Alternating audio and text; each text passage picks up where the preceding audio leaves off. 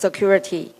The moderator of panel 2 is Dr. Chung-Hua, the Vice President of Chung-Hua Institution for Economic Research. Our first panelist is Dr. Maria Solis. She is the Director of the Center for Asia Policy Studies and Knight Chair in Japan Studies of the Brookings Institution. And the second panelist is Dr. Xin-Hong Chen. He is the Vice President of the CIER and the Director of our second research division. I'll give the floor to Vice President Wang. Thank you. Okay, thank you. Good day, everyone. Director Solis and Vice President Chen and honorable guest speakers and all the delegates from Brookings Institution took all the way, long journey to Taipei, and welcome. It's a great honor to chair this session. The topic of this session is about innovation and economic securities. In general, economic security covers the issues like the privacy and the leakage of technology, intellectual property right, and some of the holding out of industries due to the foreign investment, as well as the threat of supply disruption or export restriction on essential materials. And naturally for Taiwan, that economic securities covers that the issues that cross-trade tensions, as well as some of the weakening China economy and its potential threats. And in addition to that, because of the Trump's that will take office in early January, so it casts some doubts and uncertainty from Taiwan's economic securities. So facing the risk of geopolitical policies, Trump's take office again and the weakening of China economy, Taiwan must leverage its advantage in semiconductors and the benefits of complete supply chain to design some higher labor strategies. As far as I'm concerned, I think the United States want to rejuvenate manufacturing sectors. Taiwan probably is the best cooperation partner without suspension because of Taiwan's very extensive, very complete supply chain industrial cluster, not only in automobile parts, petrochemicals, machinery, as well as information electronics and ICT and semiconductor industries. And also because Taiwan has abundant financial capitals, as well as Taiwan is very loyal to trading partner and loyal to democracy.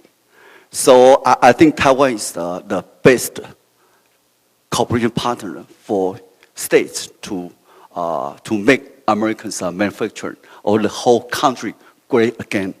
And also, so for examples that through cooperation with the states in the U.S.-Taiwan Trade Initiative to assist America in rebuilding its semiconductors and manufacturing industry in exchange for support for Taiwan's semiconductors and tariff reduction. This might be the possible to encourage Trump from a more like anti-China to pro-Taiwan. I think this is something that the government should take seriously. So in this session, I will invite two very prestigious scholars from think tanks. One is from Brookings and one is from Chung-Hua Institution for Economic Research. And they can provide so in-depth analysis and also very insightful perspectives. And so let's welcome most speakers with a warm round of applause. And the first speaker from Brookings is Director Maria Solis, who is Asian policy, the Director for Asian Policy Studies and also the Knight Chair of in Japan Studies. And on my far left is Vice President Chen, who is specialized in industrial policy, technology policies, and also is also vice president and the director for international economic divisions. So I will just open the free talks on these issues, maybe for 10 to 15 minutes for each panelist. And then if we have time, then we will ask some short questions and short answers. Okay, then promise that Dr. Solis will go first. Thank you. Thank you very much, Vice President Chang. And I want to express, first of all, my appreciation to the Chung-Hua Institution for Economic Research for partnering with us in this event. And it's truly a pleasure to be back in Taiwan. I'm looking forward very much to the conversation today on technology and economic security. And I think I've been gathering this afternoon that understandably there's a lot of interest as to what the Trump administration will do when it comes to foreign economic policy, trade, economic security, with what consequences for Asia and for Taiwan in particular. And I promise you that I'll get there. But I think before I do that, it's important to provide context as to what kind of moment are we going through. And I think that will hopefully help illuminate some of the pressing issues that confront us. And then I'll get to the question of what might we expect, what are some educated guesses as to what the Trump administration may be doing when it comes to these important areas. And I think that this context that I want to provide come in, and I'll be very, very brief. One is, I think that it's very important that we realize that we're living in a completely different era because we're going through what I would characterize as the securitization of international economic relations. That is, the fusion of economics and national security is now a prevalent trend. And I would like to explain a bit as to why we're there. But secondly, I think that this economic security trend has had truly profound implications for how the United States implements, conceives, designs its foreign economic policy. So I'm going to try to talk about what are these new parameters of U.S. Foreign economic policy. So why then this fusion of economics and national security? And the way I like to go about this, to be very brief, is that I think, quite frankly, that we're going through the perfect storm. The risk environment has changed in profound ways. There are system-wide stressors that are hitting us from different directions. First of all, there's no surprise. All of these factors, you're probably very aware of them, but certainly great power competition between the United States and China is a key determinant. But the fact that you have these two large powers now thinking of each other as a competitor, but after they have built very substantive economic relations. So this fact of deep economic interdependence between two powers that are now more skeptical of each other, I think very much colors the present era. Add to that the very fast process of technological change. We're going through a technological revolution where you see what some people refer to as platform technologies like artificial intelligence, quantum computing, microelectronics, biotechnology. And these are technologies that are touching every area of our economies, our societies, our politics. And they're very important for economic competitiveness. They're very important for military readiness. And these are technologies that are changing quickly. Of course, there have been shocks to the system, and I'm referring, first of all, to the COVID-19 pandemic and some of the vulnerabilities to supply chains that were exposed then. And I think that has made us more mindful about what happens when you have these vast networks, regional production networks that then suffer some of these shocks. And another kind of shock that now is becoming more pressing, and I think was the topic of the last panel, and that is increasing instability, global instability, the conflict in Ukraine, the conflict in the Middle East, and of course a tense situation here in the Indo-Pacific. So I think that the combined effect of this growing risk environment is that we see this securitization of international economic relations. And one way in which this is manifested is that I think more and more governments are really prioritizing trying to be on the technological edge. So investing in advanced manufacturing ecosystems, trying to nurture these emerging technologies. And they see these not just part of a growth and innovation agenda, but also as part of their national security priorities. Added to that, I think, is also this resilience agenda that has gained a lot of prominence, where now we see that there's a different calculus, that efficiency is not the only way in which international transactions are judged, but hedging against the potential risks of economic interdependence. And now we have an entire new lexicon of weaponized interdependence and choke points. And I think that also illustrates how different is the place that we're at today. And second point about background, and I'm about to go into the Trump administration in a minute, but I do think that this economic security turn has been embraced with gusto by the United States. And this has really become a key priority in American foreign policy. And the way I tried to very briefly explain what is happening is that I see three major tracks where American foreign economic policy is now embarking on this economic security path. One would be the protection side.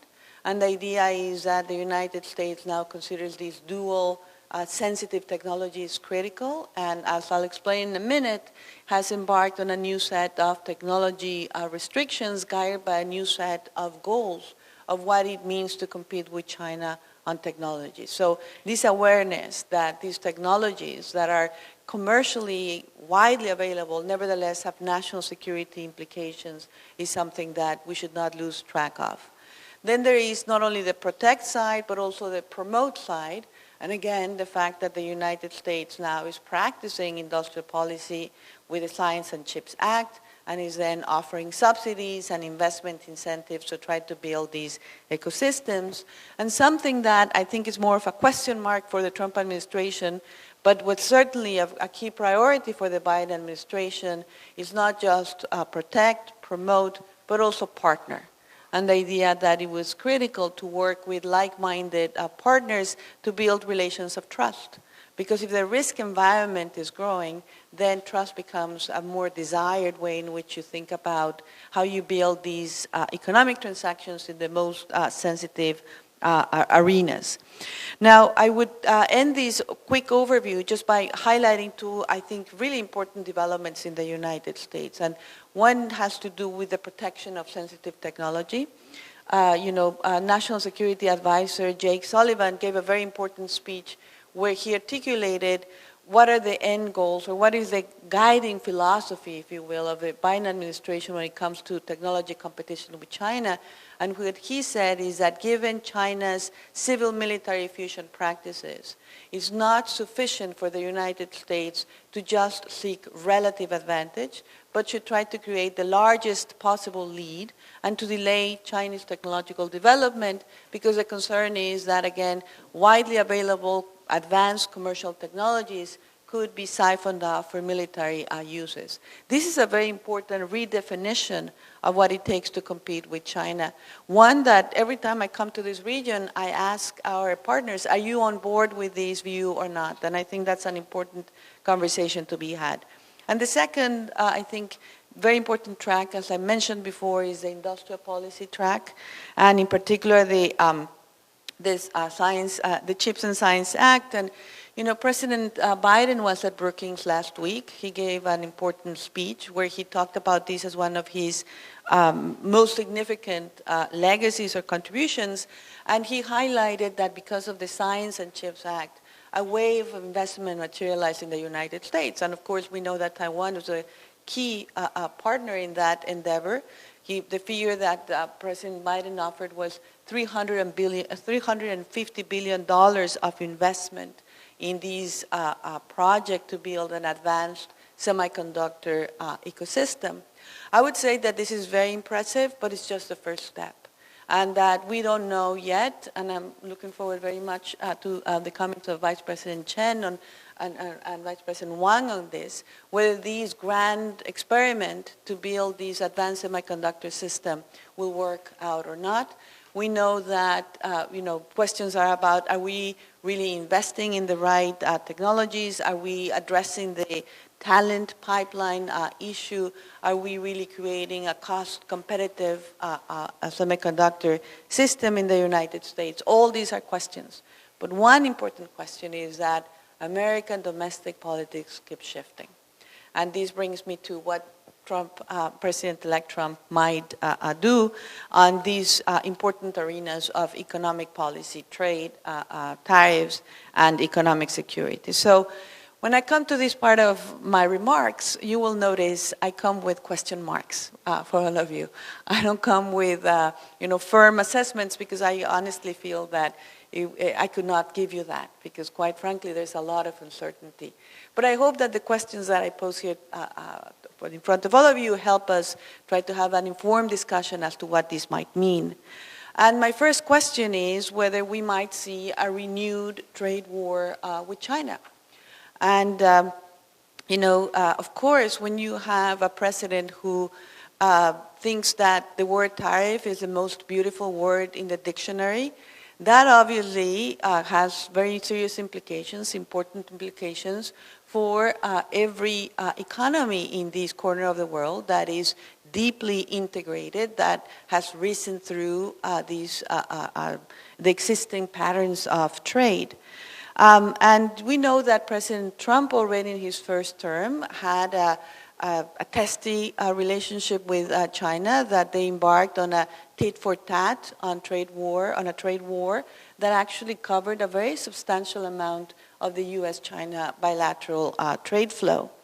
Now, President Biden mostly maintained those tariffs. Those China tariffs became became politically untouchable. And in fact, President Biden, not long ago, added to those tariffs when he went for higher duties on electric vehicles and solar panels.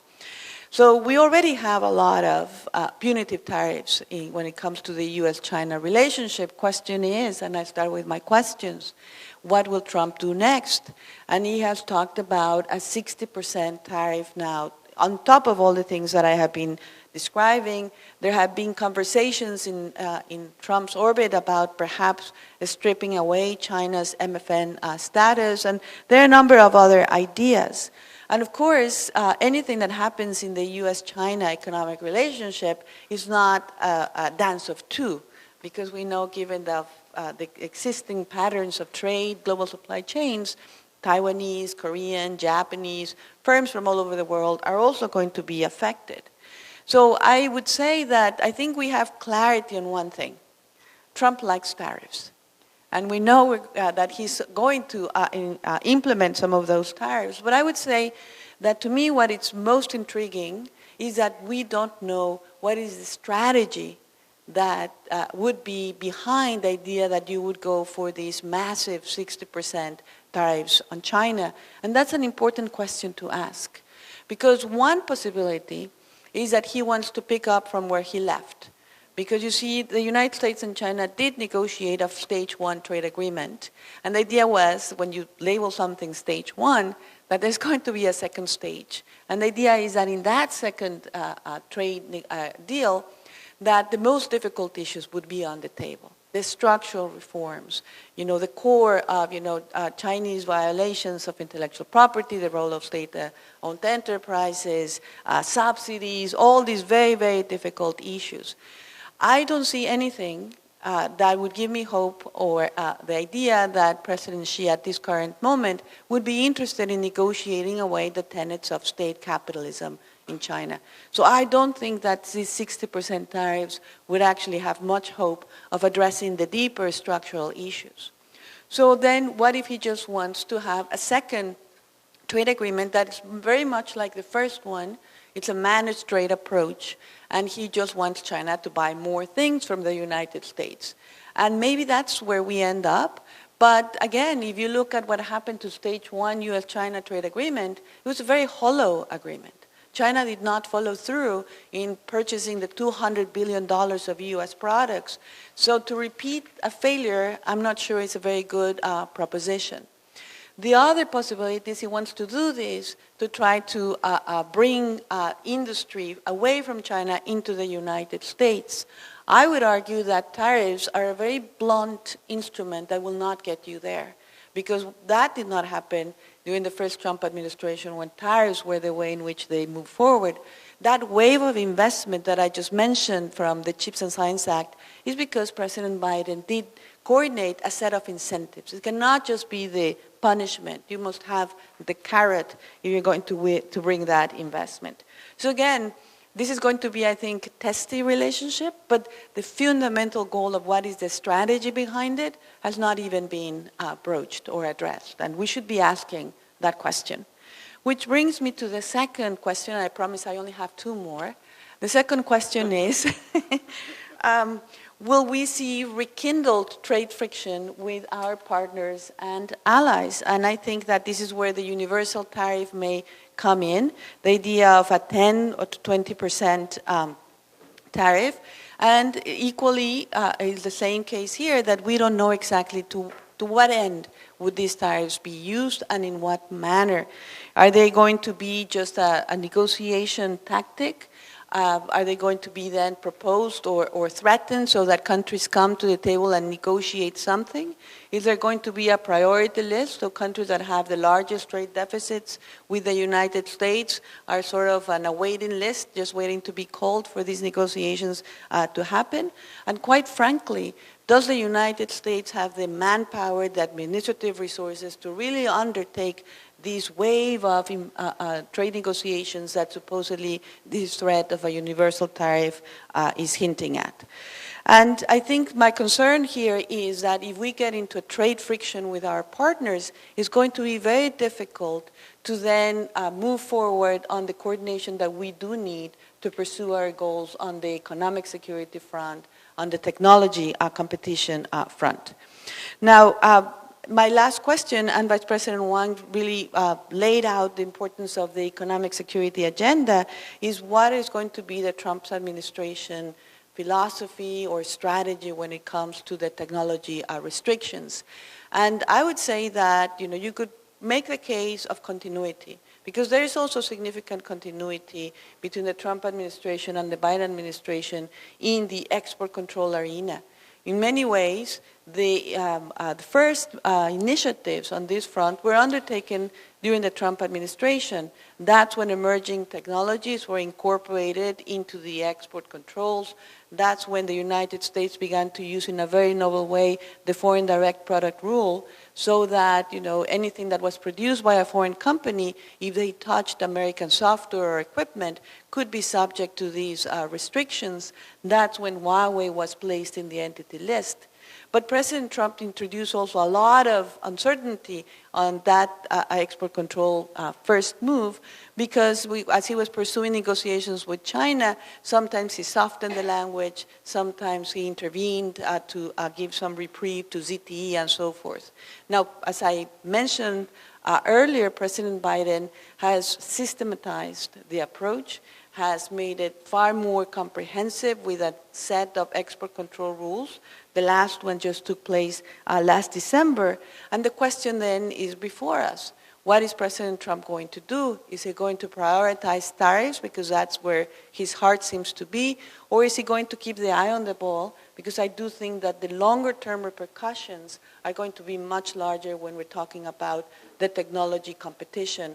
And will he be able to be disciplined, and because it's a very dense, abstract, technical field, and let the agencies deal with the policy, or will he be intervening depending on how he's feeling about Xi Jinping at different moments of his presidency?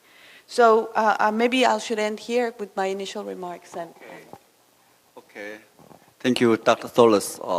So elaborate a little bit details on the environment has been changing, especially the risky technology advancement, and also the trade-off between the economic growth and the securities, and also just explain the three major trends like protection and promotion of IC industry, sensitive technologies, and also the new industrial policy, and so on, and also raise three questions about how the new China trade war and also export control rule, as well as trade friction with allies. So probably that later we'll just come on, ask you several other questions. And then we just probably that Dr. Chen will just comment on these issues.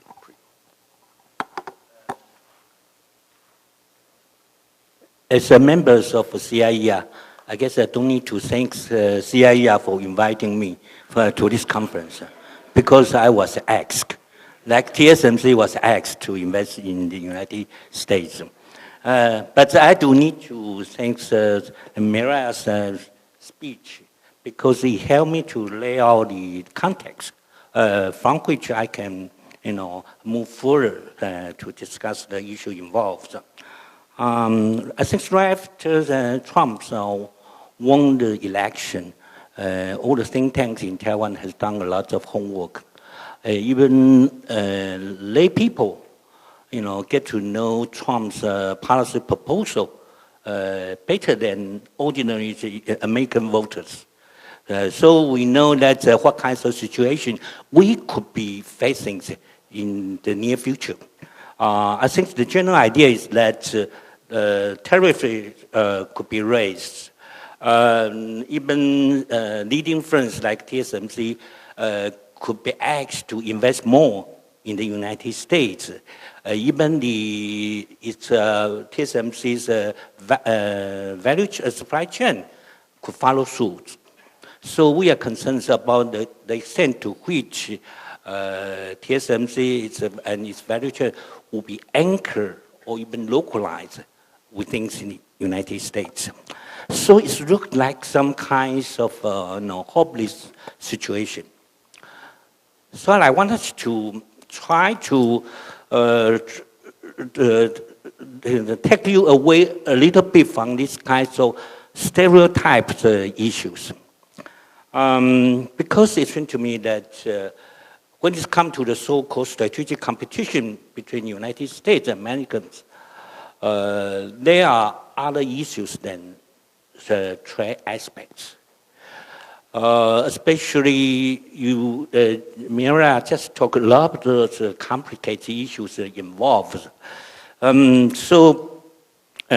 think even you wanted to so-called de-risk, even choke off China, there could be different kinds of narratives for different kinds of sectors. So first of all, I would like to draw your attention to a report released by Mark Rubio in September, in this year, September. Yeah. At that time, he was just a senator, but he is going to be the Secretary of State in next. Okay. In that report, the report is titled "The Words China Made in China 2025, 9 years later." With that report, he evaluated the progress China has made for the so-called Made in China 2025. He looks into the 10 sectors involved. Eventually, his assessments suggest that China actually has conquered 4 sectors, including electric vehicle, energy and power generation, shipbuilding, and high-speed rails. All these sectors have much to do with China's internal domestic consumption. So it stimulates and magnifies the so-called internal economic circulations. Yeah. And then he also pointed out that in 5 sectors, China has partially accomplished its goals. The sectors are aerospace and aviation, biotechnology, new material, robotics and machinery, and then semiconductors. Even within these 5 sectors, he pointed out that China actually is the leader in drone. China captured 90% of the U.S. market in drone. Also, even for the semiconductor industry, the United States actually devotes a lot of resources to choke off China for the so-called advanced fabrication. But China is in a position to dominate the so-called latency chips. So he ended up, by the conclusion that this serves some kind of wake-up call for different high-level decision makers in the United States. Rubio called for a so-called a whole of society effort to rebuild the United States Americans. So for me, when I went through this report, a clear message for me is that the United States does not enjoy leading ages advantage in every technology sector's concerns. In Taiwan, we come to pay high attention on the semiconductor industry. Yeah, you look at the semiconductor sectors closely. United States, the clear leader in EDA tools, in intellectual property, even in some equipment. But still, United States got to, work together with a few partner countries, including Taiwan, South Korea, the Netherlands, to choke off China for the so-called advanced chips. The other area that you wanted to choke off China is the so-called AI. Of course, you have quite a substantial advantage in this kind of foundation model. You probably also enjoy some advantage in the so-called computing power.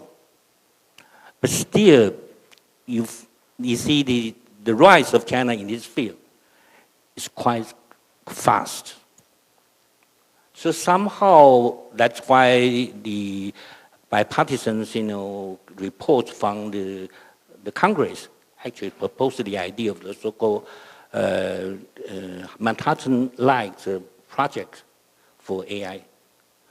But when it comes to these other sectors like 5G, 6G, drone, even electric vehicle, China probably has some kinds of leading advantage. Yeah.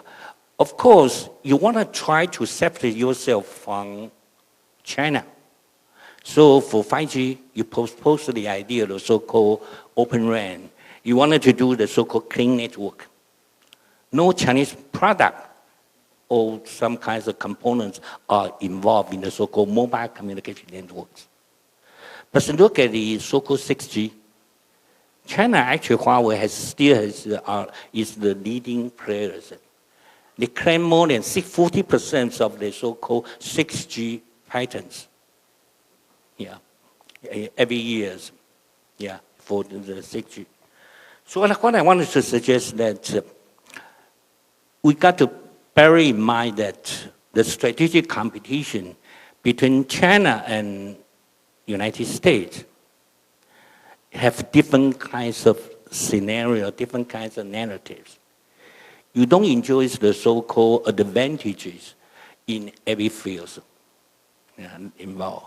So that's why it's quite possible that Taiwan and the United States, even some other country, can still work with the United States in order to prevail in a certain sector that you could be, lagging behind for these moments.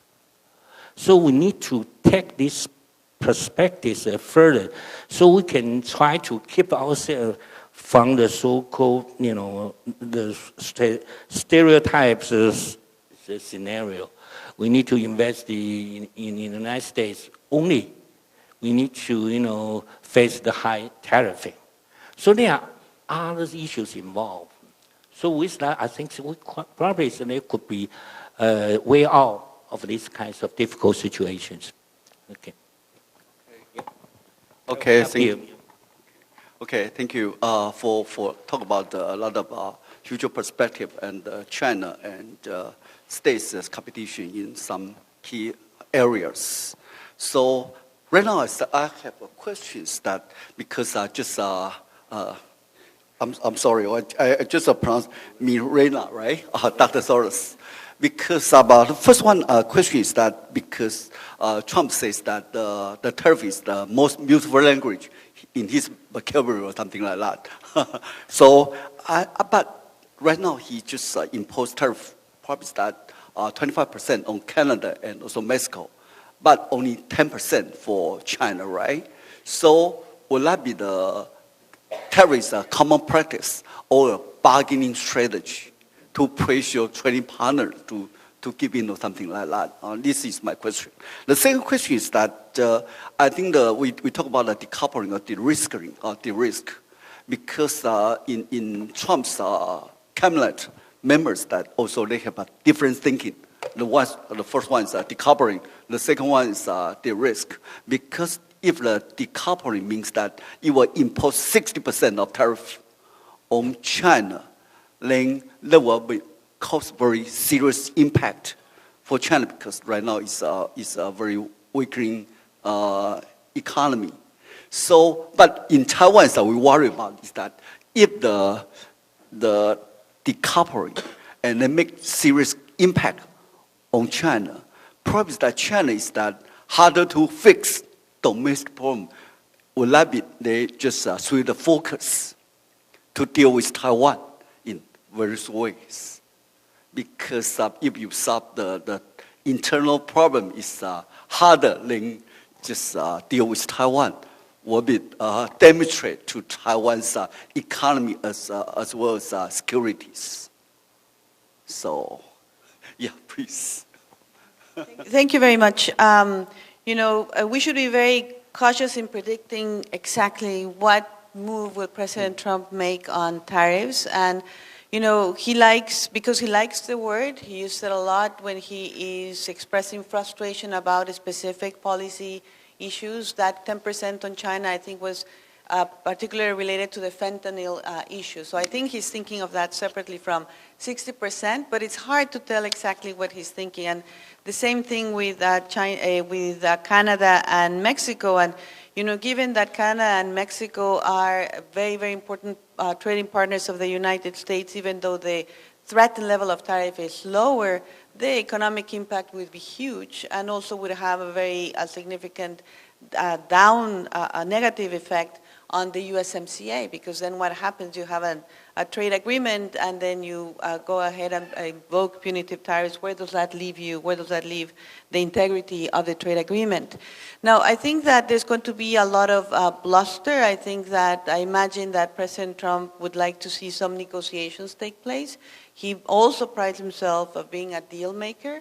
So it could be that this is just the opening salvo to start a conversation, and these negotiations can be about many different things. Okay. But in my mind, it also opens the possibility. Everybody understands that President Trump cares about these things, and our counterparts can also take advantage of these to, promise a lot and do little, and then use his time that way. I mean, when President Trump said this thing about a 25% tariff on Mexico, the Mexican president got on the phone and promised cooperation on several border issues. Where any of that comes to pass, who knows? But President Trump came away from that conversation feeling better about it. And I worry that that's not the most productive use of the president's attention, of the focus of our diplomacy. And certainly, if we're all here guessing what this might do, it does create a lot of uncertainty. And we know that what businesses need to do to be effective, to be efficient, is to know what are the rules of the game. Yeah. And I think that that's a price that President Trump might be paying. And he does look at the stock market, and if people become disgruntled by all these constant pronouncements about tariffs threats, that's certainly not good for him. So I think he will have to choose at some point, and it will depend also on what his economic advisors tell him to do. and whether he pays attention or not. Yeah. Okay. Okay. And then I have a question for Xin-Hong. I think you talk about a lot of strength comparison between the States and China. Would that be possible for like Taiwan's cooperation, the feasibility of cooperation with states, because Taiwan's have strength in IC industry? If we have some feasibility to cooperate with states, probably that can just take a big jump in front of China, and in what areas would be most possible? Okay, Miranda just talked that Donald Trump is some kind of tariff man. Yeah, but also President Ross also mentioned that it could be some kinds of negotiation tactics. So eventually, what Trump wants could be the major issue, behind his bargains. But for me, so a few weeks ago, I heard Yang Yingchao suggest that if you want to deal with Trump, you got to come out with some kinds of win-win game as a kind of proposal. Yeah. So that's why what I just say is that if United States are lagging behind in certain areas, like drone, there could be some kinds of area that Taiwan can work together with the United States. Because you need some kinds of complementary assets, complementary capability for you to prevail in this sector. So, I think it's about 10 years ago, I conducted a report for the European Commission. The report was, to look into the so-called ICT R&D in Asia and in Taiwan in particular. In that report, I draw a conclusion that when the European Union, are concerned about the ICT R&D gap between the United States and the EU, then they should be worried more. Because a lot of ICT R&D in Taiwan and East Asia strongly support the ICT R&Ds in the United States.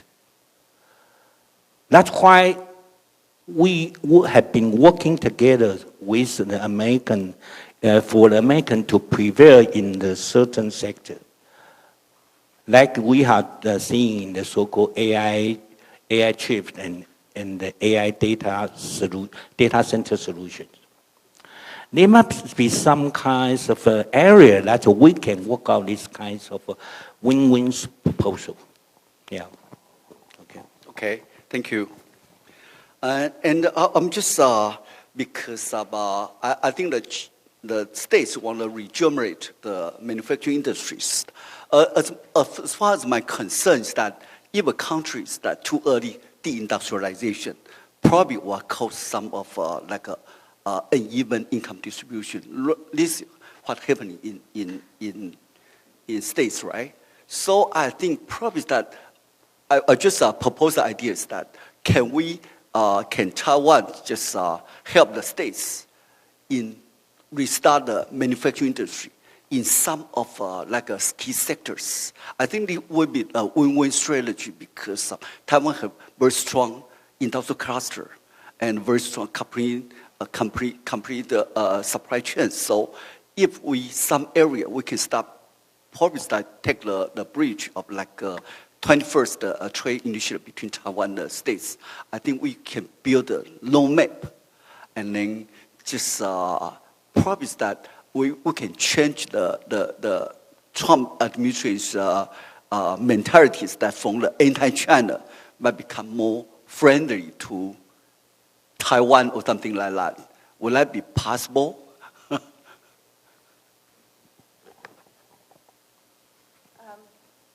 Thank you very much. I think that there are a number of elements to your question, so I'll just address them in no specific order.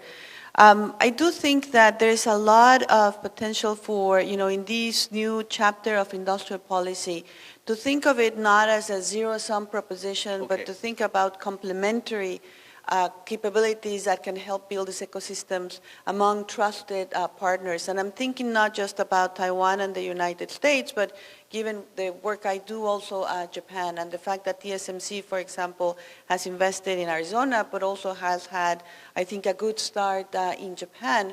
And the difference here is that in this new era of industrial policy, it's taking place post the global supply chain revolution. And that means that you're not trying to create national champions that just export whole products. The semiconductor supply chain is so vast and so complex that no one economy can be the most competitive on all segments of the supply chain. So, for example, Japanese companies have a strong expertise on chemicals and advanced materials and some production equipment, the United States on design, and I think that the TSMC model of the foundry has not been beaten. It's the best in class. So I think that that's why the United States is inviting TSMC, Japan is inviting TSMC, and you begin to then create these synergies that I think can be very advantageous to all parties. Now, does this change President-elect Trump's views on China and the United States? Well, that's going to be, first of all, there's the madman theory in the sense that he wants to be unpredictable to begin with, but also his views on China are not just going to be affected by what happens in his relationship with Taiwan. They're going to be affected, and by issues of economic security, they're going to be affected by a host of other areas, and whether, for example, he thinks China can be useful to him in securing some legacy-making accomplishments. I think that he's going to be, thinking whether China can be helpful in resolving some international crisis. I'm not very optimistic, but he probably will be exploring that. And I think that my recommendation, my humble recommendation would be to focus on the strength of the partnership that the United States and Taiwan and Japan and other trusted partners can build, as opposed to moving him from anti-China to more friendly to Taiwan. I think that building those strong foundations will have longer-term benefits. Okay, thank you. But I need to mention is that IC industry is a good start. But IC industry actually is the high value add, but cannot create a lot of jobs. So I have a question for Dr. Chen, is that because Taiwan right now is that we have another problem is that we just too unbalanced growth. We just skewed toward IC industries, but our tradition is not doing quite well. So I think if the geopolitics affect Taiwan semiconductor industry, it will be too heavy for Taiwan to come to bear. And how will Taiwan deal with that? And is any industry that can stand out besides IC industries? That's $1 million question. Yeah, okay. Yeah, but what I wanted to say is that with or without Trump, we always need to address this issue. Yeah. Taiwan faces serious issue of the so-called geopolitics. We also have a lot of internal constraints in terms of net zero, in terms of green energies. So we do need these kinds of transformations. Yeah, okay. Okay, since time is running out, so I think we just stop this session here. And thanks again for just let's get a round of applause to two speakers. Thank you. We would like to thank Vice President Wang for hosting the panel, and also we would like to thank Director Solis and Vice President Chen for delivering outstanding and very informative presentations and conversations. Thank you. So please give them a big applause again. Thank you.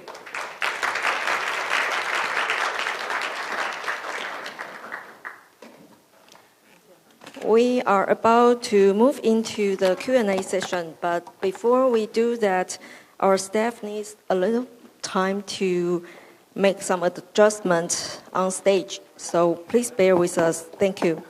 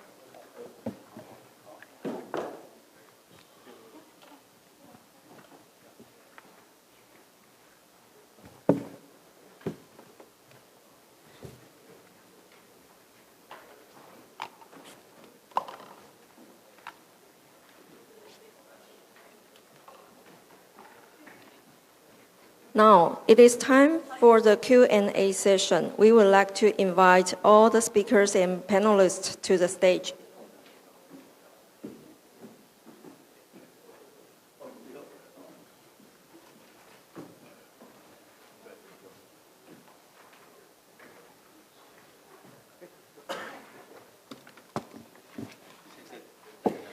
The moderator of Q&A session is President Xianming Lian.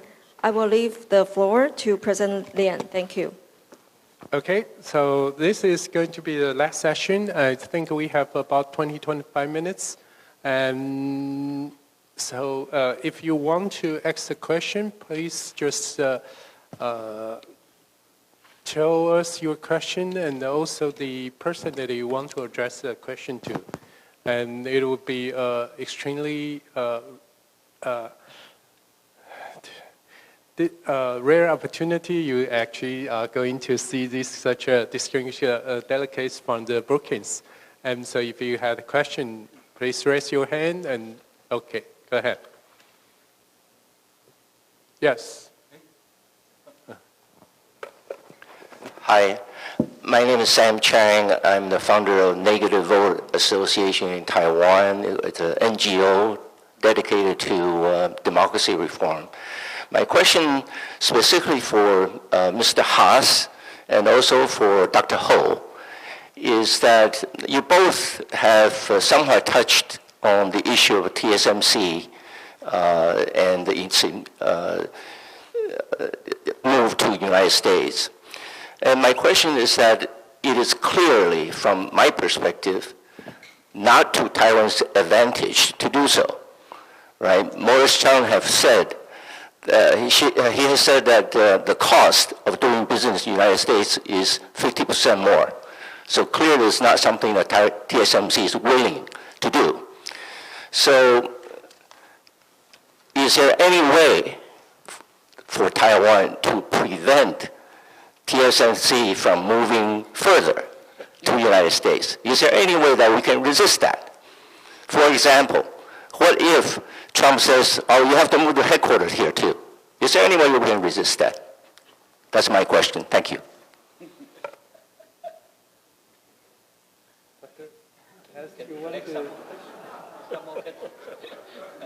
That's a very difficult question. Well, thank you, Sam, for your question. I will take a stab at this by saying, first of all, Morris Chang, I interviewed him when he made the statement. And I recall very vividly that he said that it's a bad deal for TSMC. And I think that his views are very important. But TSMC, even though the costs are higher in the United States, it's still profitable in the United States to produce. So this isn't an act of altruism, this is an act of commercial self-interest. Second, Taiwan is limited by 3 constraints in its ability to produce: land, labor, and energy. It's going to be very difficult to overcome those constraints, and Taiwan is incapable of meeting global demand solely by producing in Taiwan. If TSMC wants to maximize its profit to meet global demand, it's going to need to produce outside of Taiwan, even as it continues to produce its most cutting-edge chips and drive its innovation inside Taiwan. And so it's a commercial decision for TSMC. I think that they've made a decision to maximize their profit by meeting as much of global demand as they are able to, which requires them to produce both in Taiwan, where they will remain headquartered, but also outside of Taiwan.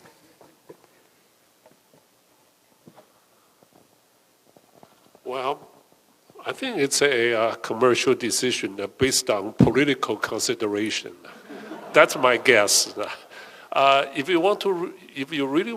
TSMC really wants to maximize shareholders' value, it shouldn't have gone there. But then think about that. If someday Taiwan goes under, TSMC, if solely based on Taiwan, would dissolve. And nowadays it has invested in the United States, Germany, and Japan. I think TSMC can continue. So political consideration, either it's based because of from the American pressure or because of cross-strait tensions, I think justifies this decision. But I'm sorry you didn't understand I'm sorry. my question, though. My question is there further pressure on TSMC to do even more than what it wants to? Is there any way for us to resist it? I guess I think because actually TSMC invests in states, we also have advantages. The first one, because still 87% of the production value actually is located in Taiwan. Second one is that because if we just move to states, to Germany, because near customers. The third one is avoid the geopolitical risk. The fourth one is that because Taiwan, actually we have 5 shortages: manpower, labor, and water, electricity shortages. So can release some of the shortages here. But the reasons that we need to build an ecosystem, just without holding out, because we invest in states, Germany, we can also import some technology, business model back to Taiwan without holding out. This is the best strategy. Otherwise, we just prevent, you cannot avoid geopolitical dangers. Okay, next question. Yes.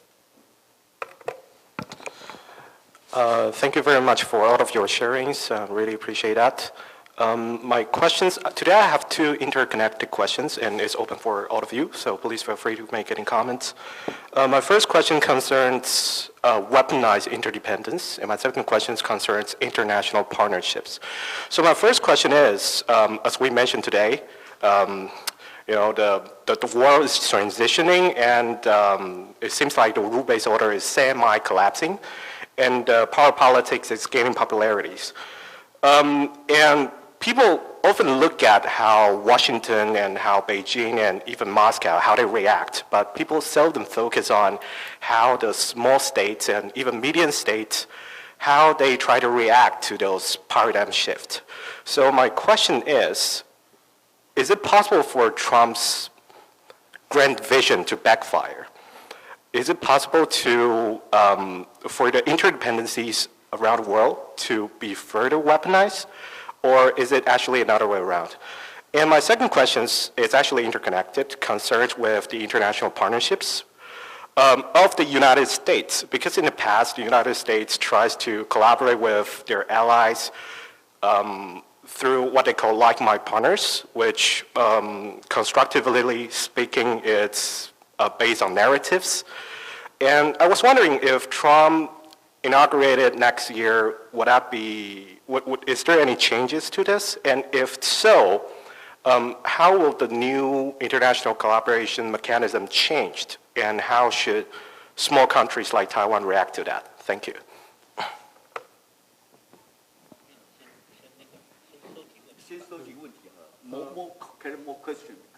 Yes. Can we collect another round of the questions? Yes. Francis Lee from private sector. Well, I would like this question gonna pose to Dr. Ryan. Since many people understand President-elect Trump actually based on his first term performance, we can tell he's a bit unpredictable, and maybe he won't trust the bureaucracy of the United States, their collective wisdom.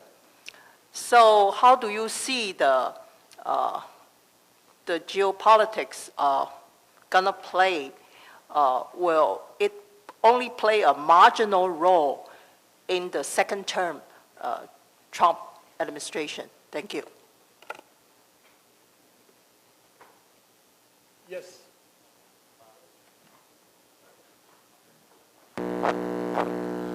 Hi, my name is William Ankers. I'm a graduate student here at National Taiwan University, and my question is mainly directed at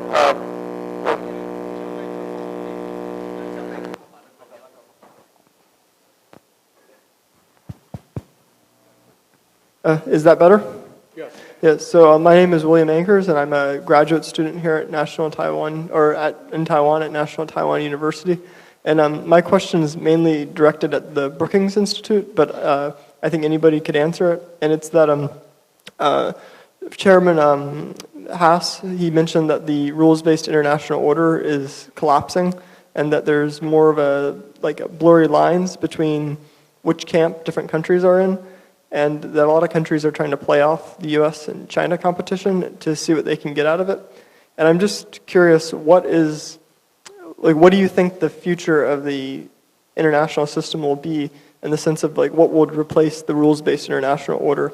Because obviously the post-Cold War order, it's gone, it didn't work. So what would be, would it be a more multipolar world order, or would there be a greater role for China or the European Union or India or some of these rising powers in that in the international system? Thank you.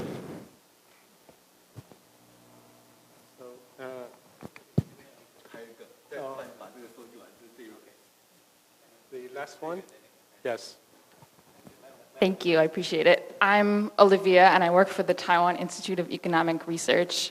My question is about the U.S.-Taiwan Initiative on 21st Century Trade, which, as I'm sure you know, is a landmark event between U.S. and Taiwan. And the first 5 chapters just came into full force a week or so ago. But I'm wondering, since this was a Biden administration initiative, how likely you think it is that the final 7 chapters will be negotiated and or come into force. And if you believe that's still likely to happen, then what kind of timeline are we looking at? Thank you.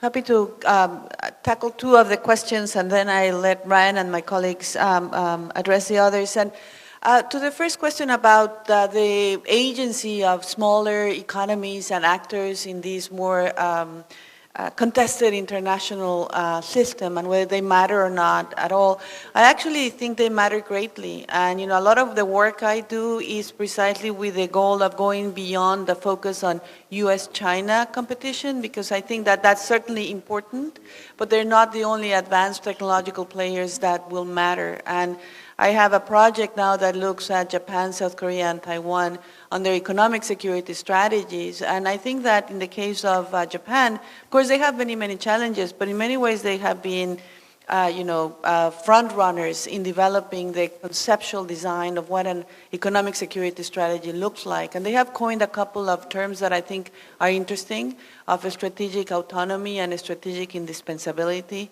They have now standalone the Economic Security Promotion Act, and they have tried to map their global supply chains in a way in which now they have greater clarity on where their vulnerabilities are. Now, knowing where the vulnerabilities are is just the first step, but certainly it's one that matters. And we know that even for the Trump administration, managing to get these players, not only in Asia but in Europe, that control specific niches, very advanced production equipment, the most advanced chemicals and other inputs, is essential. The Trump administration, the Biden administration, the United States on its own cannot really take on the challenge of competing with China technology. I think that Professor Chen mentioned that, Dr. Chen mentioned that in our panel. So I think that the United States also should be paying attention as to how South Korea, Taiwan, and Japan are formulating their strategies, because they occupy different niches in these semiconductor supply chain. They have different bureaucratic capabilities, and their geopolitics are not identical. Their China equities in the China relationship and the U.S. relationship is going to be different. So I think that will make for a more informed American foreign policy, understanding these important players. They may not be the bigger, tallest kids on the block, but they certainly matter to the actual dynamics here. And with respect to the U.S.-Taiwan 21st Century Economic Initiative, that is a question mark in the sense that, the Biden administration, when it advanced the Indo-Pacific Economic Framework, it advanced it as an executive agreement. It did not have to get congressional consent or a vote, because it does not involve tariff cutting, and the same is the case for the Taiwan Initiative. But what's interesting is that, of course, the initiative of negotiating with Taiwan was also moved as an executive agreement, but post-facto, when the negotiations for the first tranche concluded, Congress said, wait a minute, we, Congress, have the constitutional mandate to negotiate on trade, and we actually like this idea, we like this initiative, and they voted to express support. So to me, that actually, compared to IPEF, leaves the Taiwan track of the negotiation in a better place, in the sense that Congress has spoken in favor of it. Now, what happens in pursuing the second initiative under the Trump administration? Again, as I told you, I have mostly question marks when it comes to talking about trade policy, but at least it's interesting to see that when the IPEF rolled out and Taiwan was not part of it, many people were very discouraged, but by some twist of fate, it could be that this act of Congress could put this initiative in a better place than IPEF.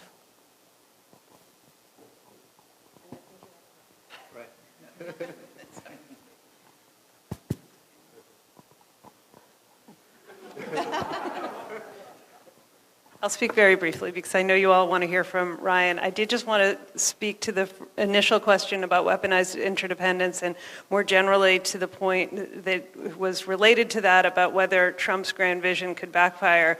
And the answer is, of course, yes. Of course it can backfire, and it very likely will in small cases, and it is only the question of will it backfire in a really grand way that will hurt us in ways that are lasting and significant. I would point from the region that I know best to several examples from President Trump's first term in which his grand vision did backfire. His decision in 2018 to pull the United States out of the 2015 nuclear deal with Iran has left us in a far more precarious position with respect to both influencing Iran's trajectory and with respect to Iran's proximity to nuclear weapons capability. We also saw, for example, his disinterest and disdain for partnerships and alliances in 2019 really set the United States back because President Trump was unwilling to come to the aid of a long-standing and very critical American partner in the region, Saudi Arabia, when its oil facilities came under attack by Iran and its proxies. And that has led to decisions by the Saudis that are in some ways contrary to U.S. interests, including the decision to engage in a rapprochement with Iran, which will constrain President Trump's ability to affect his own vision in his second term. So I think, yes, it can backfire. We have known for many years that the attempt to weaponize the dollar will be a potential risk for us in terms of the role of the dollar as a reserve currency. This is something that has been much talked about in Washington and around the world since the United States in the post-9/11 era began to utilize the financial system and the U.S. role in it in that way. And I think, this is one of the challenges that we have, that we may see these changes happen in a way that's gradual and then all at once. And so I think it's something that we're going to have to watch for as President Trump really does lean into that tool as an instrument of American power. And just one final word on the, sort of fate of the rules-based international order, I would say it's always been a highly imperfect construct, and its salience has been the extent to which important countries in the world are willing to commit to the rules that do exist and to try to create new institutions to deal with challenges as they emerge. And I think that itself will continue. Over to Ryan. So Olivia, on your question, my one humble recommendation is to ask the architect of the 21st Century Trade Agreement, who we're honored to have in our presence today, John Dung, Minister Dung, who negotiated the agreement. So thank you for being with us. I hope that you'll share with Olivia your expectations of where this develops. In all honesty, I think that if I was to be analytic and sort of dispassionate about it, as much as I would like to see further chapters be ratified, I think that the double taxation agreement may have a better pathway forward, because it speaks to President Trump's desire to try to attract inbound investment from Taiwan that will spur advanced manufacturing in the United States. And so it aligns with his interests very effectively. And this is the final thought that I'll offer, which is on your question. I think that President Trump will measure himself in 4 years on a few things. One of which is the degree to which he has been able to prevent more conflict from breaking out around the world. And I know that sounds counterintuitive because he speaks with such bluster and bravado, but he's actually very averse to conflict, and he likes to say that he's the leader that will end conflicts, not start them. And part of the reason why I think that he's committed to this is because the United States has just gone through several decades of really unsatisfying wars overseas, and the vice president was involved in the war in Iraq and is very negative about the role of the U.S. military abroad as a consequence of that. The person who was nominated to be the Secretary of Defense was involved in the war and grew very disillusioned through his experience there as well. And so there is a sentiment among a rising generation of leaders that is very averse to the use of military power to try to change the world. So that's one area which I think he will measure himself. The other is the degree to which he has been able to draw in more investment to the United States, build more manufacturing capacity in the United States, and create more jobs in the United States. And we'll see whether or not his approach yields that outcome. It's to be determined, but I think that this is something that is very much on his mind. Okay, I think time is up. Before I just hand it over to Dr. Cecilia Ross for the closing remark, let me just say that this is actually a true honor for the CIR to host today's event, and we are really honored to have the delegation from the Brookings to join us today, and we are especially want to also thank all the participants who comes to today on a rainy day. And we hope we have in the future to have this opportunity for the further collaboration, and also the opportunity actually to bring closer to the Taiwan's audience with the United States leading think tanks, Brookings. Well, thank you, Dr. Lian, and for hosting this event. Thank you to all the panelists and to the audience for your questions. I hope the rich discussion today really highlighted the shared, the excitement that comes when we share our scholars and they share their insights, especially with the renowned experts from Chung-Hua Institute for Economic Research, and of course my esteemed colleagues here. So it's been a phenomenal afternoon, and I want to thank you all for being with us here today, and have a good evening. Thank you.